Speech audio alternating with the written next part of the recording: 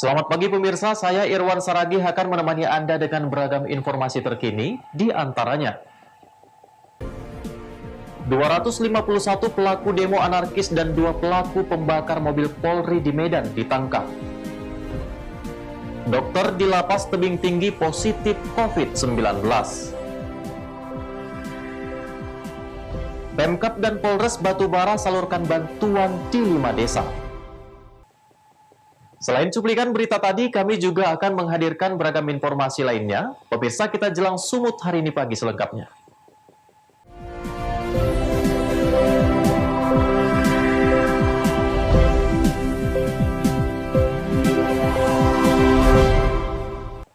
Pemirsa, aksi penolakan Undang-Undang Omnibus Law juga terjadi di Kota Binjai, Sumatera Utara. Ratusan mahasiswa yang tergabung dalam Presidium Mahasiswa Binjai menggelar aksi demo di kantor DPRD setempat.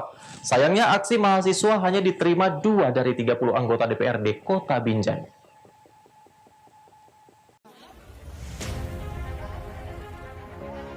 Ratusan mahasiswa yang tergabung dalam Presidium Mahasiswa Binjai ini diawali dengan aksi long march dari Terminal Bus Kota Binjai menuju kantor DPRD Kota Binjai. Setibanya di DPRD, ratusan mahasiswa ini melakukan orasi dan menuntut agar DPRD Kota Binjai ikut menolak kebijakan DPR RI mengenai Undang-Undang Omnibus Law.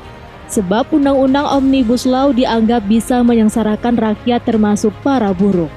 Dalam aksi ini, para mahasiswa juga membawa spanduk bertuliskan kecaman mereka terhadap kebijakan DPR RI dan menuntut agar DPR RI dibubarkan karena tidak berpihak kepada rakyat. Sayangnya, aksi yang dijaga ketat personil polisi ini hanya diterima 2 dari 30 orang anggota DPRD Kota Binjai, yaitu dari Partai Gerindra dan Partai Keadilan Sejahtera. Sementara ratusan mahasiswa ini menuntut agar seluruh anggota DPRD Kota Binjai bisa keluar menemui para mahasiswa. Setelah menyampaikan orasinya, 2 anggota DPRD Binjai menandatangani kesepakatan dengan mahasiswa untuk menolak Undang-Undang Omnibus Law. Kapolres Binjai AKBP Romadhoni Sutarjo mengatakan, demo kali ini berjalan aman dan damai. Ia juga mengucapkan terima kasih kepada para pendemo. Ia juga mengatakan aksi bersih-bersih dilakukan karena kebersihan sebagian dari imam. Kami ucapkan terima kasih yang sebesar-besarnya untuk adik-adik mahasiswa yang sudah melaksanakan kegiatan penyampaian aspirasi dengan aman, lancar, dan tetap kondusif. Sekali lagi saya mengucapkan terima kasih. Jadi ada aksi bersih-bersih sampah juga, kutip sampah juga ya Bang ya? Gimana Bang? Ada aksi kutip sampah juga tadi ya Bang ya? Ya, kita sesuai dengan insan yang beriman, kebersihan itu adalah merupakan salah satu dari iman, makanya selesai kegiatan kita bareng-bareng kita membersihkan. Wahyu Pratama melaporkan untuk Evarina TV. Sementara itu pemirsa, Direktorat Reserse Kriminal Umum Polda Sumut dan Satreskrim Polrestabes Medan menangkap 251 orang dan 2 orang pelaku pembakaran mobil milik polisi. Keseluruhannya merupakan pelaku aksi demo penolakan Undang-Undang Cipta Kerja yang berujung ricuh di kantor DPRD Sumatera Utara dan sejumlah daerah lainnya.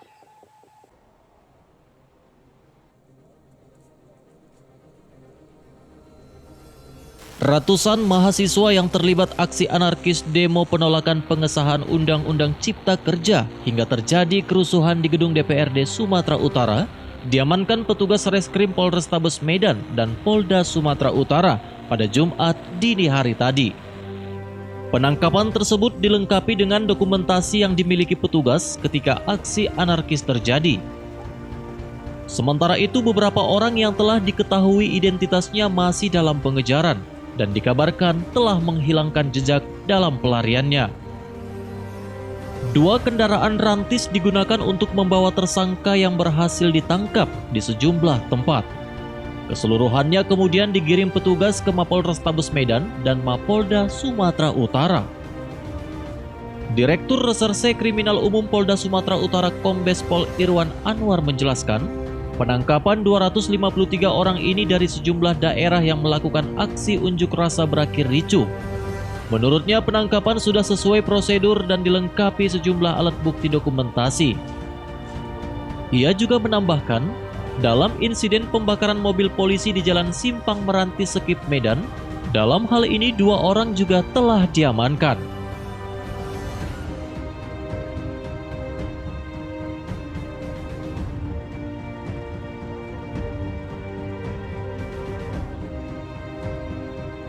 Pasca unjuk rasa anarkis yang terjadi siang sampai dengan malam hari tadi di wilayah hukum Polda Sumatera Utara, baik itu di Medan, di Labuan Batu, kemudian di Sidempuan dan di Siantar, telah diamankan 253 tersangka.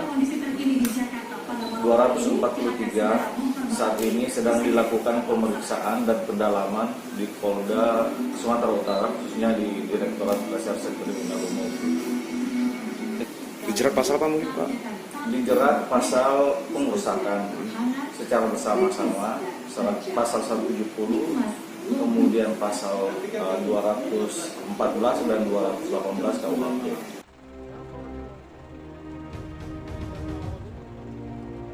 Hingga saat ini pihaknya masih melakukan pengejaran terhadap sejumlah orang yang disebut sebagai provokator dan pimpinan aksi massa. Wahyu Pratama melaporkan untuk Evarina TV. Informasi berikutnya, pemirsa, sesosok mayat pria ditemukan warga di terminal Kota Pematang Siantar, Sumatera Utara, tepat di depan halte bus Sinar Bangun pada Jumat pagi. Setelah diidentifikasi, mayat merupakan warga Aiknabara, Labuhan Batu Utara.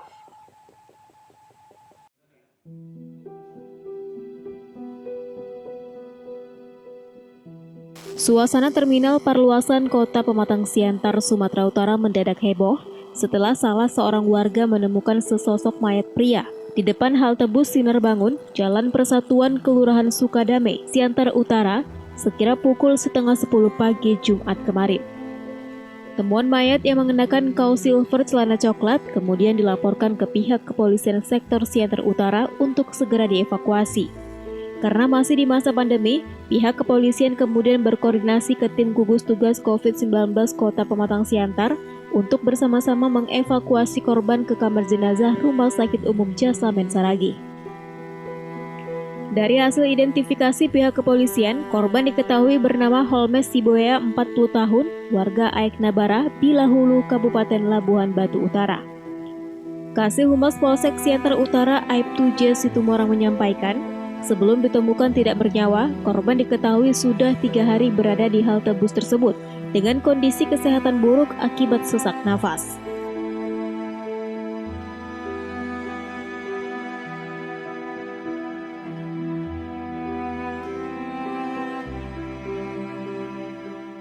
Ya baik, tadinya kita menerima laporan dari masyarakat bahwasanya ada temuan mayat di Jalan Persatuan Simpang Jalan Musyawarah. Kemudian kita bersama dengan personel dari Polsek Siantar Utara langsung ke TKP, menemukan benar adanya terjadinya itu penemuan mayat. Dan setelah kita identifikasi marga Siboya, dan selanjutnya kita antar ke rumah sakit umum untuk dilakukan visum. Saat ini jenazah sudah berada di ruang forensik Rumah Sakit Umum Jasamen Saragi untuk kepentingan visum. Eko Hendriawan melaporkan untuk Evarina TV. Sumut hari ini masih akan kembali sesaat lagi, tetaplah bersama kami.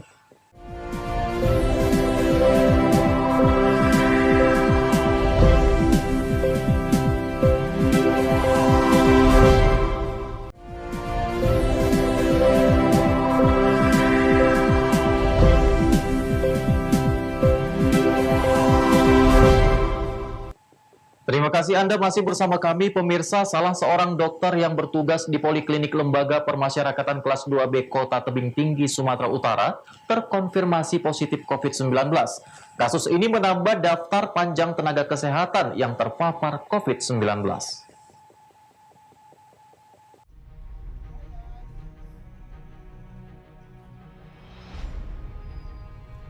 Adanya salah seorang dokter yang terkonfirmasi positif COVID-19 dibenarkan Herliadi, Kepala Lembaga Permasyarakatan kelas 2B Kota Tebing Tinggi. Herliadi mengatakan, Sebelumnya dokter yang bersangkutan mengeluhkan kondisi kesehatannya yang menurun. Kemudian dokter tersebut melakukan uji swab secara mandiri. Dokter yang dinyatakan positif COVID-19 tersebut kini masih menjalani perawatan di salah satu rumah sakit di Kota Medan. Kepala lapas mengatakan, pasca adanya dokter yang terkonfirmasi positif COVID-19, pihak lembaga permasyarakatan bekerja sama dengan Dinas Kesehatan Kota Tebing Tinggi, yang mana kemudian melakukan rapid test massal terhadap seluruh pegawai dan penghuni lapas lainnya yang sempat melakukan kontak dengan dokter tersebut. Dari hasil rapid test massal, salah seorang pegawai dinyatakan reaktif dan diharuskan melakukan isolasi mandiri sambil menunggu hasil swab keluar.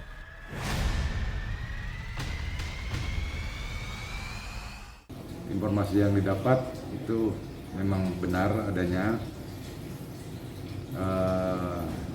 Kami ketahui setelah ada laporan dari Dinas Kesehatan Kota Tebing Tinggi, karena kebetulan dokter tersebut swab mandiri di Dinas Kesehatan. Jadi setelah dapat laporan, hasilnya ternyata positif. Kemarin upaya yang dilakukan pihak lapas sendiri Pak, pas ada yang positif? Ya, kalau dari pihak lapas, sementara untuk dokternya sendiri, beliau langsung berobat secara mandiri ke Medan.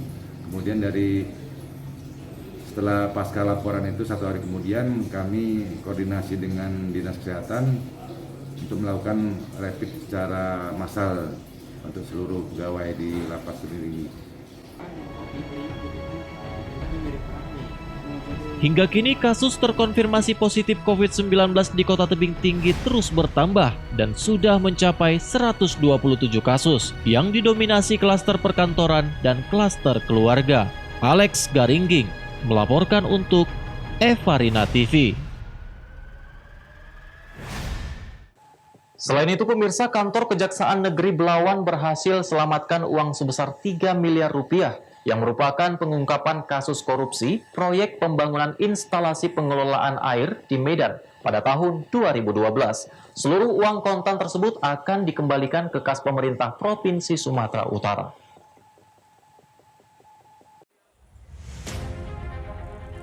Eksekusi dan penyerahan uang barang bukti ke kas negara daerah dari perkara tindak pidana korupsi uang sebesar 3 miliar rupiah diserahkan ke kantor Kejaksaan Negeri Belawan di kawasan Jalan Pelabuhan Raya, Kecamatan Medan Belawan, Sumatera Utara. Uang tersebut diperoleh dari pengungkapan kasus korupsi proyek pembangunan instalasi pengelolaan air di Kelurahan Martubung, Kecamatan Medan Labuhan. Petugas kejaksaan berhasil menyelamatkan uang negara miliaran rupiah merupakan sisa anggaran yang belum digunakan dari kas perusahaan daerah air minum Tirtanadi. Kejari Belawan sebelumnya telah menetapkan Kepala Divisi Air Limba PDAM Tirtanadi inisial MS dan FS selaku staf keuangan di perusahaan yang melakukan kerjasama operasional sebagai tersangka dalam kasus korupsi instalasi pengelolaan air Martubung dengan nilai proyek sebesar 58 miliar rupiah. Kepala Kejaksaan Negeri Belawan mengatakan 2 tersangka telah diamankan dalam kasus korupsi ini dan telah menjalani hukuman. Akibat kasus ini, negara mengalami kerugian mencapai 18 miliar rupiah yang telah inkrah di Pengadilan Negeri Medan. Hari ini adalah eksekusi dan penyerahan barang bukti yang sudah kita sita. Artinya memang setelah putusan perkara inkrah, supaya adanya kepastian hukum terhadap barang bukti pun harus diselesaikan. Inilah yang sekarang 3,073 ini adalah uang yang telah diselamatkan. Uang negara, uang daerah, penyertaan modal dari APBD Provinsi Sumut yang ke PDAM Tirtonadi, kemudian ada kasus korupsi yang bisa kita selamatkan. Sehingga akhirnya hari ini kita kembalikan ke kas Provinsi Sumatera Utara. Ada berapa tersangka Pak yang diamankan? Ada 2 tersangka, sudah inkrah dan sudah menjadi putusan hukum, sudah Mahkamah Hukum sudah putus, sudah perkaranya sudah inkrah. Untuk menekan angka korupsi di kantor pemerintahan lainnya, Kejaksaan Negeri Belawan bekerja sama dengan Kejaksaan Tinggi Sumatera Utara terus melakukan pemantauan untuk memberikan rasa efek jera bagi pelaku korupsi yang dapat merugikan masyarakat. Wahyu Pratama melaporkan untuk Eva Rina TV.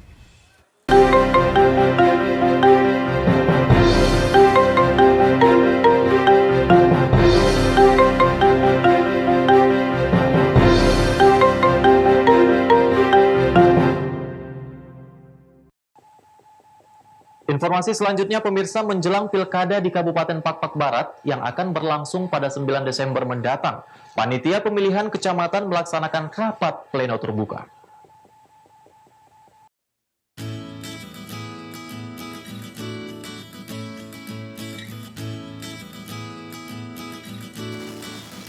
Agenda ini digelar dengan mengikuti protokol kesehatan yang ketat, yakni digelar di tempat terbuka. Rapat pleno dilakukan PPK agar data pemilih sementara valid, khususnya di Kecamatan Si4 Rube. Rapat pleno dibuka langsung Ketua Panitia Pemilihan Kecamatan Si4 Rube.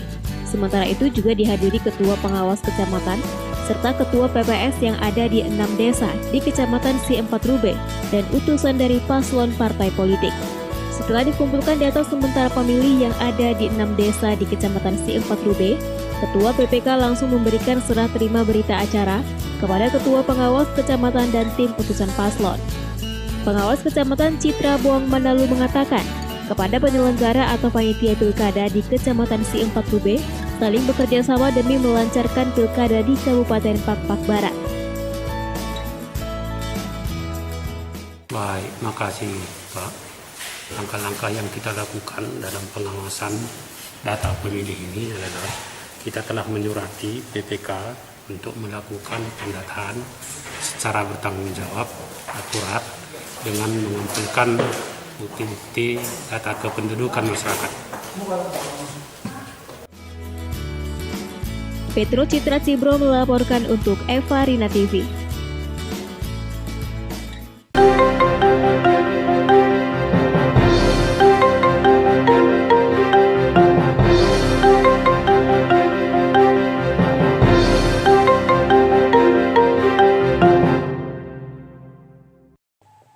Sumut hari ini masih akan kembali, sesaat lagi tetaplah bersama kami.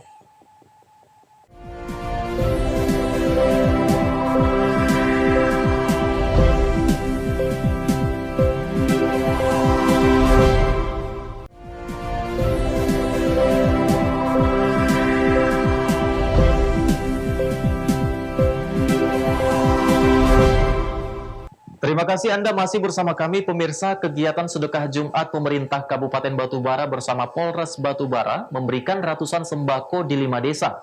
Selain itu, bantuan kursi roda juga diberikan kepada warga yang mengalami lumpuh.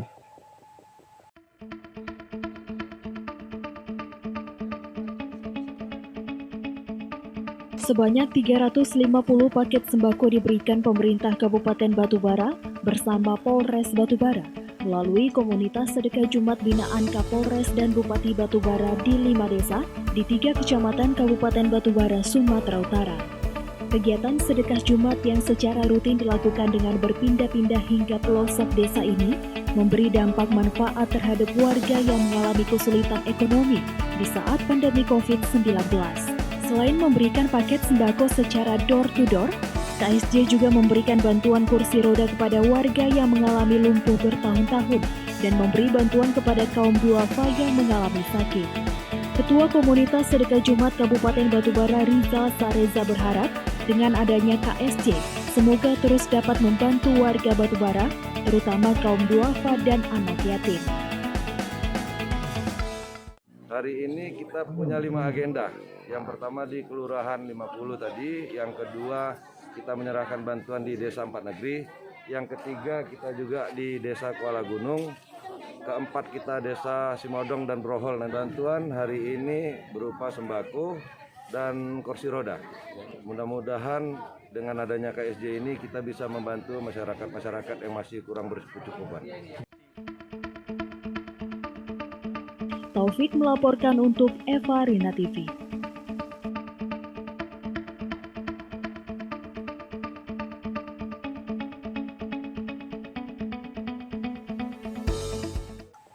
Informasi menarik lainnya, pemirsa, gadis kecil asal Pekanbaru bernama Zakira Azizi Nakia memiliki bola mata unik berwarna biru. Mata biru didapatkan dari ayahnya yang juga mempunyai warna mata serupa. Menurut dokter spesialis mata, Zizi dan ayahnya bukanlah pengidap sindrom Waardenburg. Mata biru keluarga Zizi murni diturunkan secara genetik dan tidak banyak terjadi di Indonesia.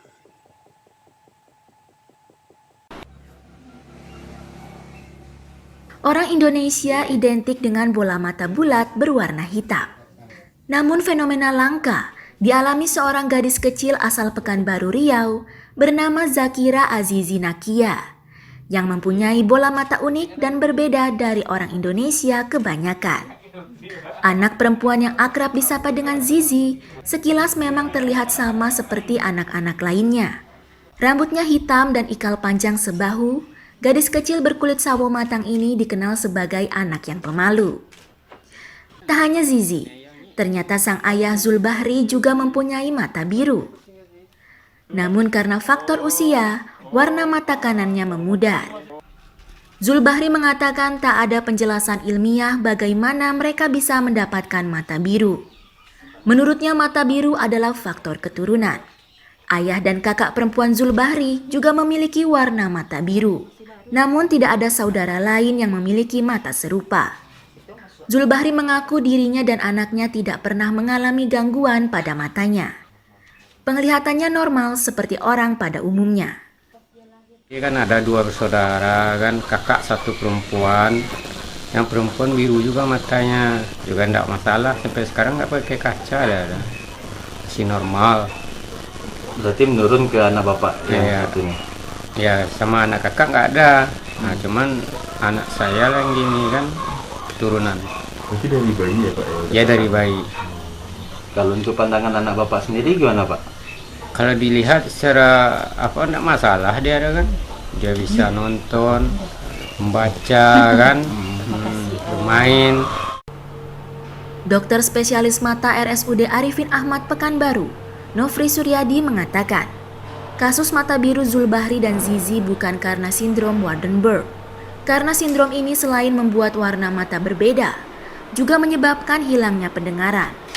Keluarga Zulbahri memiliki iris mata biru seperti orang Eropa. Diturunkan secara genetik dan tidak banyak terjadi di Indonesia.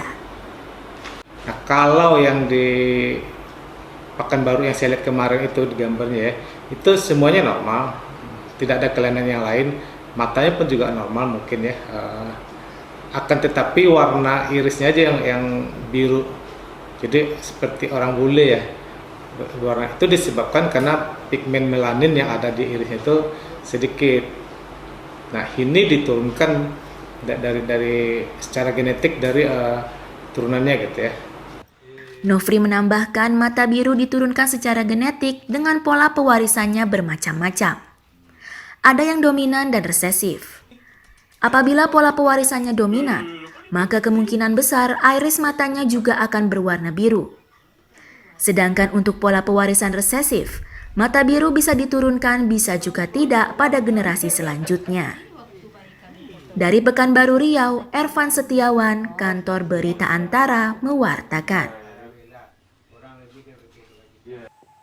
Pemirsa, demikianlah rangkaian informasi dalam Sumut hari ini pagi. Saya Irwan Saragi mewakili kerabat kerja yang bertugas pamit undur diri dari hadapan Anda. Terima kasih atas kebersamaan Anda dan sampai jumpa.